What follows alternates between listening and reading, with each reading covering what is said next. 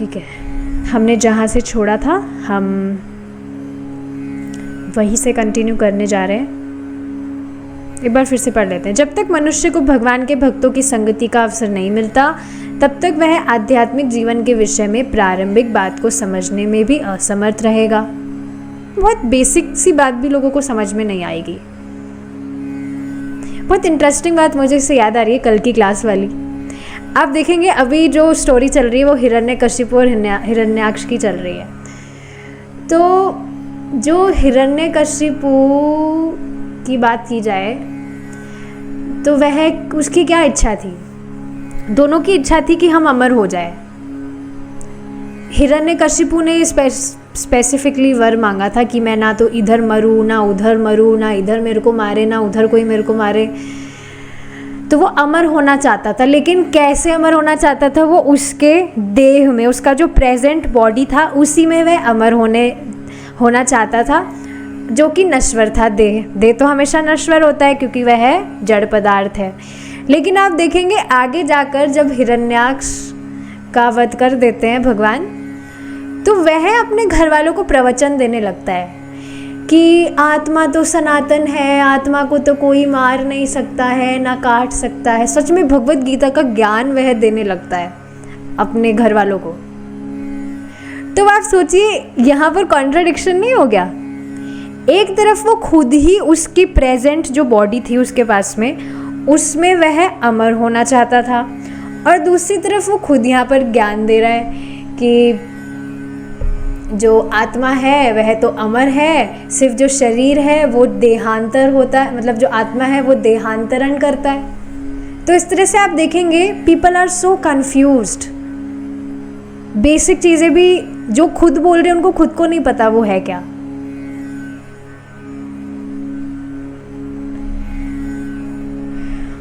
So yes, जब तक भक्तों के संग में नहीं सुनेगा, बेसिक सी चीज़ें भी वो नहीं समझ सकता है। जिससे महान भक्त की कृपा प्राप्त होती है उसी को परम सत्य प्रकट होता है, क्योंकि विशुद्ध भक्तों की सभा में राजनीति और समाज शास्त्र जैसे भौतिक विषयों पर चर्चा का प्रश्न नहीं उठता।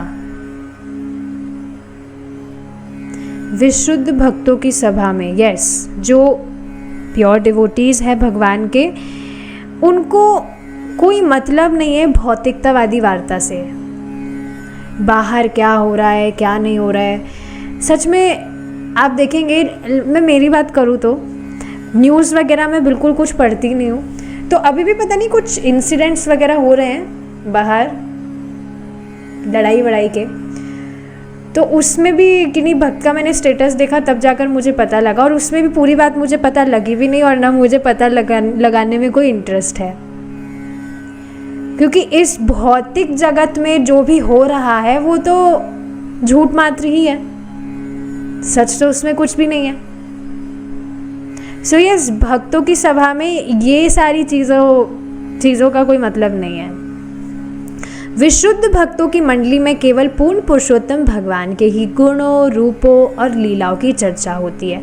और आप खुद देखिए ना, जो न्यूज़ है वो कितनी फ्रस्ट्रेटिंग होती है। कल भी घर पर एक व्यक्ति आए थे, सो ही वॉज हैविंग प्रसादम। तो आप देखेंगे खाते खाते भी उनका एब्जॉर्प्शन एब्जॉर्प्शन न्यूज़ में था। मैंने उनको कहा, अरे भाई एक टाइम पर खाना खा रहे हैं आप, तो खाना ही खा लीजिए, क्या ये आपको देखना है अपना फ़ोन वगैरह। आप सोचिए खाना खाते समय कोई न्यूज़ देख रहा है, कैसे देख भी सकता है? If you are having your meals, अगर प्रसाद मतलब डिवोटीज़ की भी अगर बात नहीं करें, फिर भी एक एटिकेट होता है कि अगर हम हमारा खाना खा रहे हैं तो एकदम शांत होना चाहिए हमारा मन। We should enjoy the meal, relish the prasadam, अगर डिवोटीज़ की लाइन में कहा जाए। पर आप देखेंगे वो इस तरह से न्यूज़ देख रहे थे। तो ये सारी आप बात देखेंगे कि लोग इतना ज़्यादा भौतिकतावादी चीज़ों में एब्जॉर्ब है कि खाना खाते समय में भी उनको चैन नहीं है, उस टाइम पर भी उनको न्यूज़ देखना है। तो यही बात यहाँ पर आप समझ रहे हैं कि न्यूज़ वगैरह देखने से होगा भी क्या? सिर्फ और सिर्फ फ्रस्ट्रेशन। और इसी के आप विपरीत देखिए, हम भगवान की कथा सुनते हैं, भगवान के विषय में सुनते हैं, कितना मन को शांति मिलती है। And we are actually hankering for that. तो क्यों ये असत वार्ता में हमें लगना है जो हमारे मन को अशांत ही करेगा। तो भक्तों की मंडली में सिर्फ भगवान के ही रूप, भगवान की लीला, इन सब का ही श्रवण कीर्तन होता है तथा पूर्ण श्रद्धा के साथ उनकी पूजा और स्तुति की जाती है। यह एक सरल रहस्य है जिसके द्वारा प्रसुप्त आध्यात्मिक चेतना को पुनर्उज्जीवित किया जा सकता है। This is very deep line.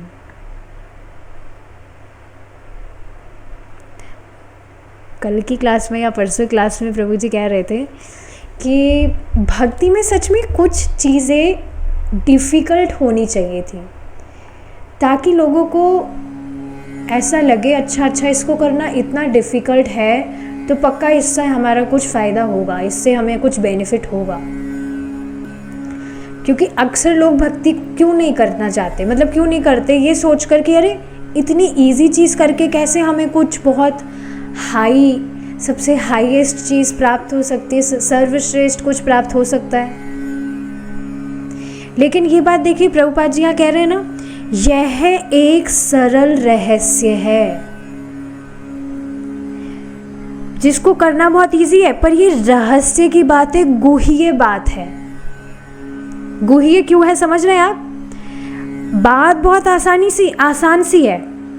भगवान का जप करना है, भगवान की कथा सुननी है, भगवान का प्रसाद पाना है, भगवान के धाम व्यक्ति लौट जाएगा।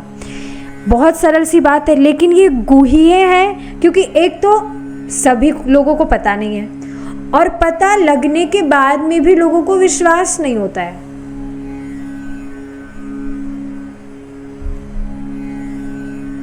तभी आप देखेंगे स्पिरिचुअली इंक्लाइंड भी होते हैं काफ़ी लोग, लेकिन बहुत तपस्या करना चाहते हैं वे। जब प्रभु जी इस तरह से कह रहे थे कि भक्ति में भी कुछ चीज़ें हार्ड होनी चाहिए थी, तो मैं सोच रही थी नहीं कुछ भी हार्ड नहीं चाहिए भाई, हम जो कर रहे हैं वी आर लाइक बहुत उसमें खुश है, ज़्यादा कुछ हार्ड नहीं चाहिए। जो बहुत आसान सी चीज़ें हैं उसको करने में तो कभी कभी कठिनाई आ जाती है। एटलीस्ट मुझे सुबह जल्दी उठने में भी कठिनाई हो रही है, मुझे हो रही है कठिनाई, बट फिर लेकिन ऐसा नहीं कि मैं सुबह जल्दी उठती नहीं हूँ। सुबह I am waking up, I am chanting my rounds, but आप देखिए ना सुबह उठना भी कितना हार्ड लगता है। उठने के बाद बहुत अच्छा लगता है, ये बात अलग है, पर हाँ ये आप देखेंगे कि कुछ भी हार्ड वगैरह नहीं चाहिए। जैसा प्रोसेस है, दिस इज़ वेरी नाइस।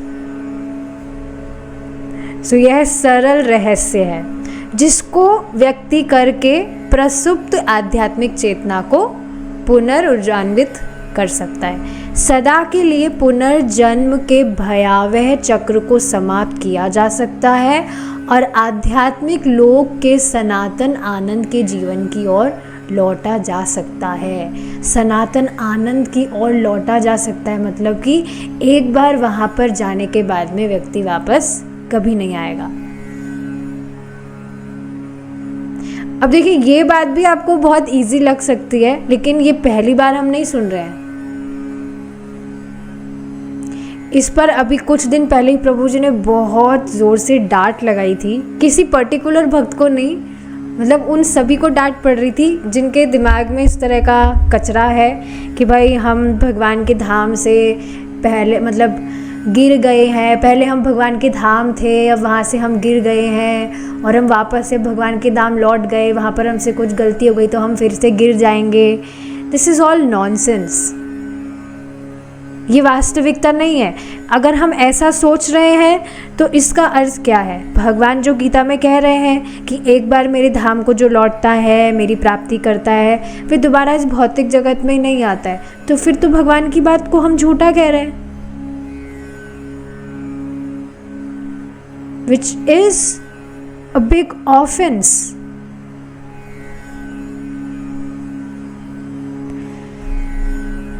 तो ये बात समझनी चाहिए कि हम अनादिकाल से इस जगत में हैं।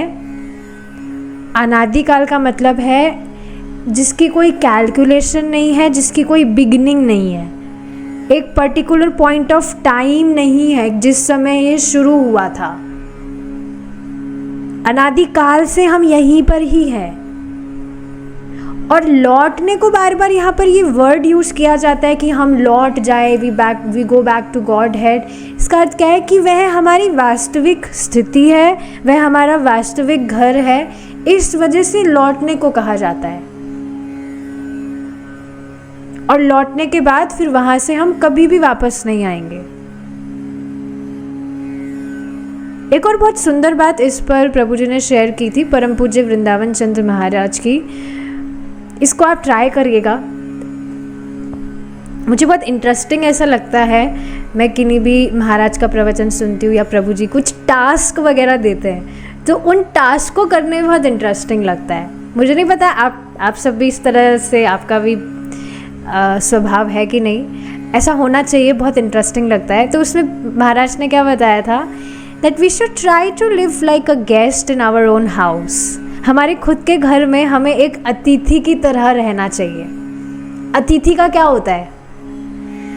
अतिथि का जो मनोवृत्ति है वो क्या होती है कि मैं कुछ समय के लिए यहाँ पर आया हूँ रहने किसी घर में, ये घर मेरा नहीं है, यहाँ पर जो वस्तुएं हैं, जो भी यहाँ पर टंगा हुआ है, पंखा लगा हुआ है, लाइट है, व्हाटएवर, फ्रिज है, जो भी यहाँ पे रखा है, नथिंग बिलोंग्स टू मी। मैं यहाँ पर कुछ समय के लिए हूँ, आराम से यहाँ पर रहना है, मुझे भगवान का भजन करना है और बस कुछ समय के बाद मैं चल जाऊँगा। देखिए, अगर इस तरह से आप रहने लगे ना, तो बिल्कुल भी आपको फ़र्क ही नहीं पड़ेगा कि आपके आसपास के लोग आपके बारे में क्या सोच रहे हैं, बाहर के लोग क्या सोच रहे हैं, पड़ोसी क्या सोच रहा है, पड़ोसी ने शादी में बुलाया था, आप गए भी नहीं तो वो क्या सोच रहा है। You will never think of it if you will live like that. घर में आपको कोई कुछ बोल रहा है, आपने कुछ काम कर दिया जिसकी वजह से आपके घर वाले ने कुछ भी आपको बोल दिया, यू विल बी चिल कि अरे मैं तो गेस्ट हूँ, गलती मुझसे हो जाती है, I am a guest here. इसका मतलब ये नहीं है कि हम लापरवाह हो जाए, लाइसेंस नहीं दिया जा रहा केयरलेस होने का। बट येस, बहुत ही अमेजिंग चीज़ थी ये, that we should try to live like a guest. इससे जो अनावश्यक आसक्तियाँ हैं उसका निर्माण नहीं होता है। If you try to live like a guest, जैसे आप घर में रहते हैं, आपको कुछ जॉब वगैरह नहीं करना होता, तो घर पे भी कुछ जो काम वगैरह करने होते हैं, so you just take it like कि हाँ मैं कुछ समय के लिए यहाँ पर जॉब कर रही हूँ। घर में जो भी काम है कि हाँ मैं, मतलब इस तरह से सोचा जा सकता है। इससे होगा क्या कि आप परेशान नहीं होंगे और आप ज़्यादा एक्सपेक्ट नहीं करेंगे। I am saying this from my own realisation. इन दिनों मैं इस चीज़ को देख रही हूँ that I have stopped expecting. जैसे बहुत सारी मेरी पहले एक्सपेक्टेशंस रहती थी, एटलीस्ट मेरे घर वालों से, कि वो जो भी रूल्स है वो फॉलो करे। But now I am not expecting anything from them. उनको जैसा करना है करने दो। कुछ गलती भी हो रही तो मैं नज़रअंदाज कर रही हूँ। I am you know drinking, क्या कहेंगे उसको, जो भी है, मतलब थोड़ा अगर गुस्सा वुस्सा भी आने वाला होता है तो मैं बस उसको पी जाती हूँ। मैं सोचती हूँ that I don't have to expect anything, क्योंकि जिसको जैसा करना है वो वैसे ही करेगा। हम चाहे से कितना ही कुछ बोले, किसी को कुछ गुस्सा करे, व्हाटएवर। सो आप काफ़ी सारी चीज़ों से बच जाएंगे। And this will help you to practise तृणादपि सुनिचेना तरोरपि सहिष्णुना। आप किसी से कुछ एक्सपेक्टेशंस नहीं रख रहे हैं, आप किसी को कुछ जवाब नहीं देंगे, अपने आप कितने सारे अपराधों से भी आप बच जाएंगे। Is it not? तो काफ़ी सारी चीज़ें इन दिनों हो रही है। जो भी क्लासेस है, बहुत प्रैक्टिकल क्लासेस चल रही है, which is helping each and every one of us to become conscious. ठीक है।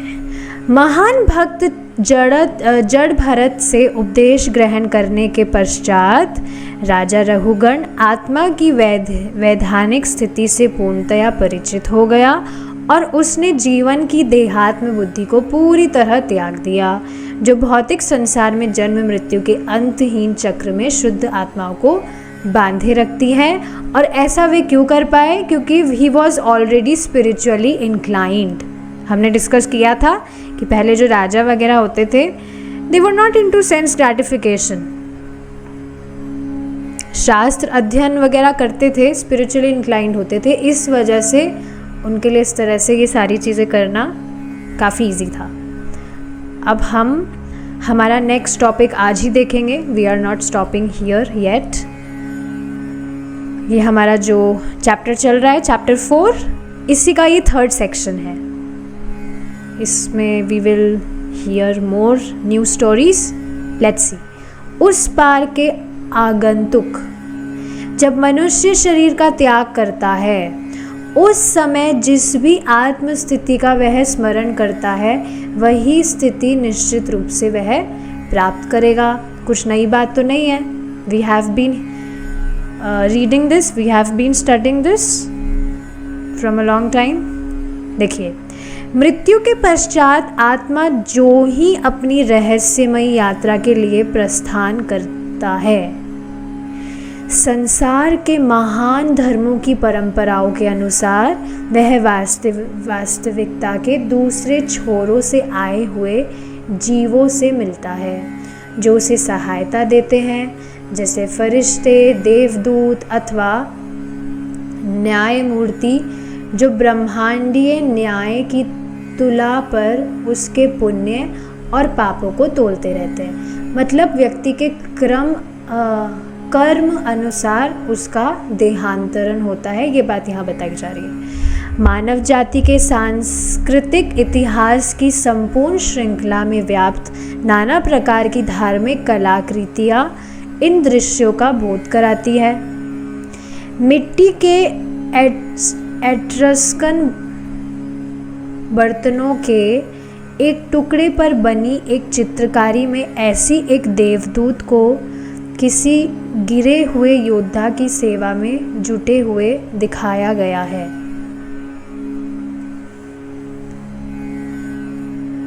मध्यकालीन युग की एक ईसाई पच्चीकारी में अपने हाथों में न्याय का तराजू पकड़े हुए गंभीर संत माइकल का चित्रण है। बहुत से लोग जिनको आसन्न मृत्यु का अनुभव हुआ है, प्रायः इस प्रकार के प्राणियों से मिलने की बात करते हैं। भारतवर्ष के वैदिक शास्त्रों से हम भगवान विष्णु के दूतों के बारे में जानते हैं, जो मृत्यु के समय प्रकट होकर पवित्र आत्मा को वैकुंठ जगत की ओर जाने वाले मार्ग में साथ चलते हैं। वेदों में मृत्यु के देवता यमराज के भयानक दूतों की चर्चा भी है। बिल्कुल स्पष्ट है, सब समझ आ रहा है। जो पापात्माओं को बलपूर्वक पकड़कर भौतिक शरीर रूपी कारागार में अगला जन्म देने के लिए तैयार करते हैं। इस ऐतिहासिक वर्णन में भगवान विष्णु के दूत और यमराज के दूत अजामिल की आत्मा के भाग्य के विषय में इस निर्णय के लिए आपस में विवाद करते हैं कि उसे मुक्त किया जाए या पुनर्जन्म दिया जाए। ये स्टोरी आप सभी जान रहे हैं अजामिल की। मुझे नहीं पता आगे स्टोरी है कि नहीं है। ठीक है, तो हम इसको आगे ही पढ़ लेंगे, अपने आप डिस्कशन हो जाएगा। कान्य कुब्ज नामक, यहीं से स्टार्ट है। देखिए, अजामिल की कहानी है, ध्यान से सुनेंगे।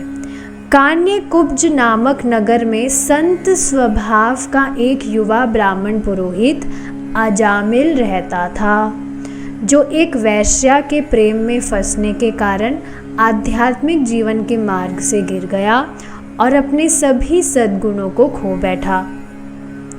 अपने पुरोहिताई के कर्तव्य को त्याग कर वह डाके डालकर और जुआ खेलकर अपनी जीविका कमाने लगा और अपना जीवन कामाचार में बिताने लगा।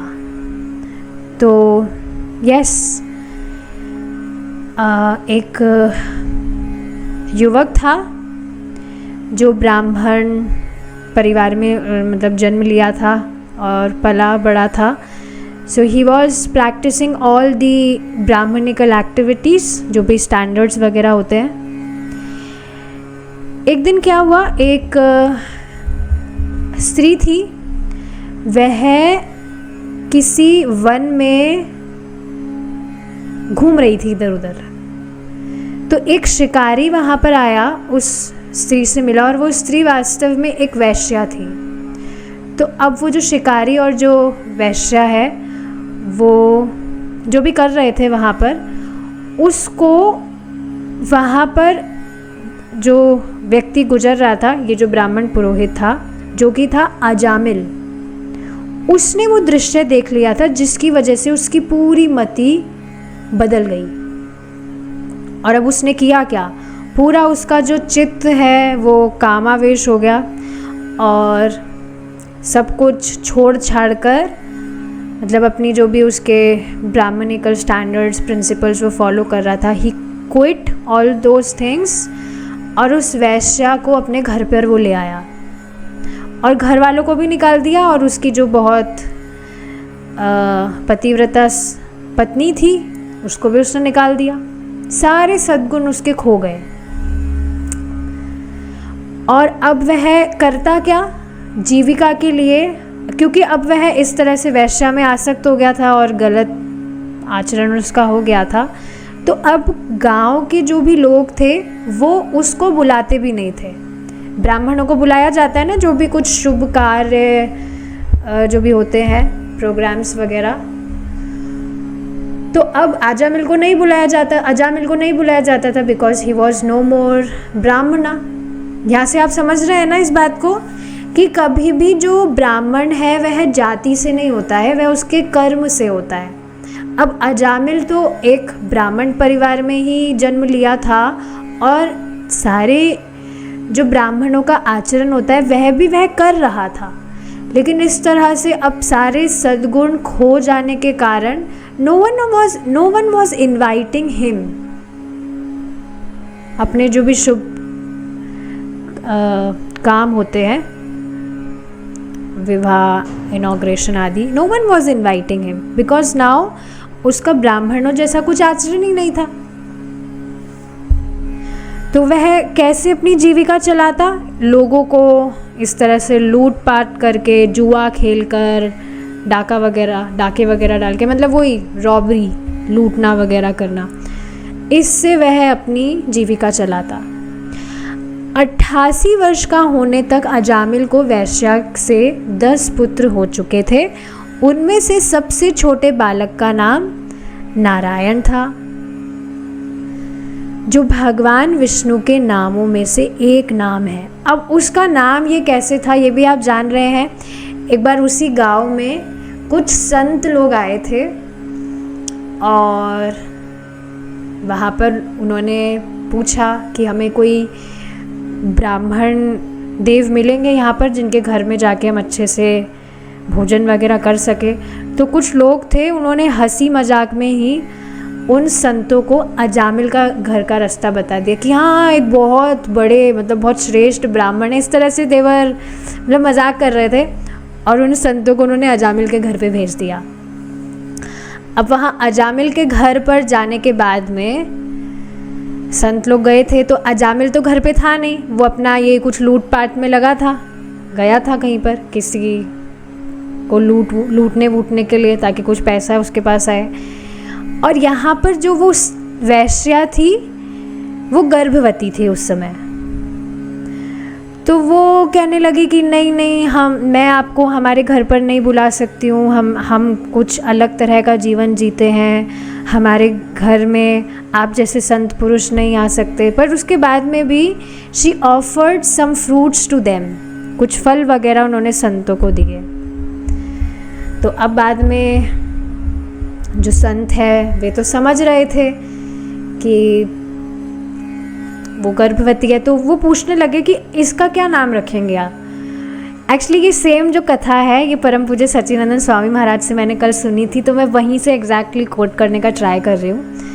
तो महाराज इसी तरह से सुना रहे थे, तो उसने वैश्या ने बताया था, कुछ नाम बताया था अजीब सा, वो मुझे याद नहीं आ रहा है, महाराज बता रहे थे इस तरह से कुछ नाम। तो फिर संतों ने कहा कि नहीं नहीं, ये नाम मत रखिए आप इसका नाम रखिएगा नारायण। तो क्योंकि वे संत थे, बहुत अच्छे थे, व्यवहार उनका बहुत अच्छा था, तो इस वजह से उस वैश्या ने उनकी बात मान ली थी कि ठीक है उसका नाम हम नारायण रखेंगे। तो बाद में जब वह बालक जन्म लेता है तो अजामिल उसको उस नाम से पुकारने लगता है जो उन्होंने पहले डिसाइड किया था। I am not remembering that name, लेकिन फिर उस वैश्य ने कहा कि नहीं इसका नाम हम नारायण रखेंगे। तो उसने कहा क्यों नारायण, क्यों, हमने तो कुछ और डिसाइड किया था। तो उसने कहा नहीं हम नारायण ही रखेंगे। तो फिर अजामिल जो है वो मान गया कि ठीक है हम इसका नाम नारायण ही रखेंगे। ठीक है, अजामिल का इस छोटे पुत्र के प्रति अत्यधिक लगाव था और उसे बालक के चलने और बोलने की आरंभिक चेष्टाओं को देखने में बहुत आनंद आता था। आप देखेंगे वास्तविकता में जो वात्सल्य है, मतलब बच्चों की इच्छाएं क्यों होती है, जो बच्चे हैं वो इस तरह से जब छोटे होते हैं दे लुक सो क्यूट, और इस तरह से जिस तरह से वो तुतलाकर बोलते हैं या जिस तरह से भी वो हरकतें करते हैं उसको देखकर माता पिता को बहुत आनंद आता है कि नहीं। इस वजह से ही बच्चों की बहुत इच्छा होती है। अब आगे जाकर वही बच्चा वो नालायक निकलेगा क्या निकलेगा वो तो भगवान जाने, पर बचपन में इस तरह से जो माता पिता होते हैं उनको बहुत आनंद मिलता है। तो इसी तरह से यहाँ अजामिल को भी उस बालक के चलने और बोलने की आरंभिक चेष्टाओं को देखने में बहुत आनंद आता था। एक दिन बिना चेतावनी के, एक्चुअली ये सच बात है, अभी कुछ दिन पहले ही कुछ पता नहीं इसी तरह का कुछ टॉपिक आया था, जब मैं सुन रही थी कुछ कथा वगैरह, तो I have a younger brother, मेरा एक छोटा भाई है, तो मुझे उसका जब वो बहुत छोटा था उसकी मुझे याद आ रही थी कि वो भी जब छोटा था कितना क्यूट लगता था और किस तरह से वो सारी चीज़ें करता था, तो अच्छी वो चीज़ें लगती थी। अब वो नालायक हो गया ये बात अलग है, अब वो बिल्कुल बात नहीं मानता है, पर बचपन में इस तरह से होते हैं बच्चे। ठीक है, एक दिन बिना चेतावनी के मूर्ख अजामिल की मृत्यु का समय आ गया। आप देख रहे हैं बिना चेतावनी यहाँ पर क्यों कहा जा रहा है, क्योंकि मृत्यु कभी भी बताकर नहीं आती है। कॉल नहीं आएगा आपके पास में, हाँ मैं आ रही हूँ आप सतर्क हो जाइए, जो भी आपने प्लान्स बनाए जल्दी से उसको आप पूरा कर लीजिए, ऐसा कुछ भी नहीं है। मृत्यु अकस्मात आती है और इमीडिएटली व्यक्ति को अपना देह त्यागना होता है। तो बिना चेतावनी के मूर्ख अजामिल की मृत्यु का समय आ गया। अब ये जो मृत्यु वाला पॉइंट है इसको हम कल डिस्कस करेंगे अगर भगवान ने चाहा तो। ठीक है, हमारा टाइम यहाँ पर हो गया। We will continue tomorrow. Thank you so much for joining. Hare Krishna, जय श्रीला प्रभुपाद।